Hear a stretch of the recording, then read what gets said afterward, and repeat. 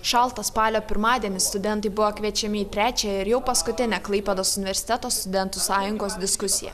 Šį pirmadienį buvo skirta studento indėliui į studijas. Klaipėdos universiteto studentų sąjungai tokių netradicinių renginių idėja kilo itin spontaniškai. Gabijos Rakauskaitės teigimu, renginių ciklas buvo vykęs. Kiekvieną spalio pirmadienį kavinė būdavo sausakimša studentų, o diskusijos temos ir moderatoriai stebino išradingumu. Mes su prezidente, mūsų komandos susirinkome į eilinį savaitės susirinkimą ir tiesiog idėja buvo Evelinos, mūsų prezidentės, o gal davai padarom kažką įdomaus, kažką kitokio.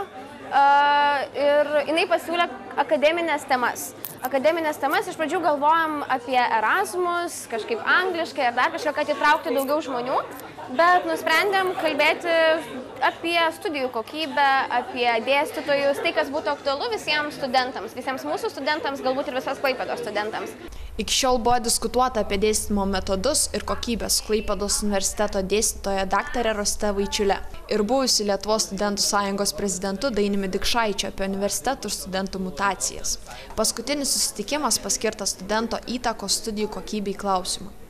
Mes kalbame, kad čia blogai, kad man kažkas nepatinka, tai galbūt mes pasisemsim šiandien idėjų, kaip mes galėtume tai pakeisti, kaip mes galėtume daryti įtaką studijų kokybei, kad galėtume sakyti, aš studijuoju kokybiškame universitete. Vygintas Eidėnas primena, kad studentas yra pagrindinis paslaugos vartotojas aukštojo mokslo procese. Didžiąją dalį laiko šiaip universitete, tarkim, konkrečiai Klaipėdos universitete ar kituose universitetuose, studentas vis tiek su dėstytoju bendrauja tam tikromis taisyklėmis, tam tikru formalume ir panašiai.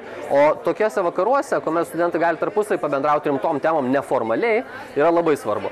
Ir šiaip iš tiesų apskritai per visą Lietuvą, imant ir žiūrint pavyzdžių tokių, kuomet tokiom rimtesnėm temom kaip studijų kokybė arba kaip keičiasi aukštasis mokslas apskritai Lietuvoje per tam tikrą laikotarpį, yra labai mažai tokių renginių. Tai sveikintina tikrai labai ir tik tai prieki.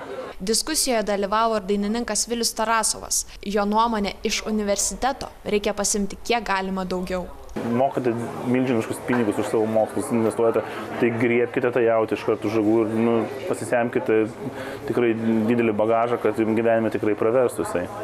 Organizatoriai tikisi, kad šis renginys taps tradiciniu ir kasmet suburs dar didesnį būrį akademinio jaunimo rimtoms diskusijoms prie kavos.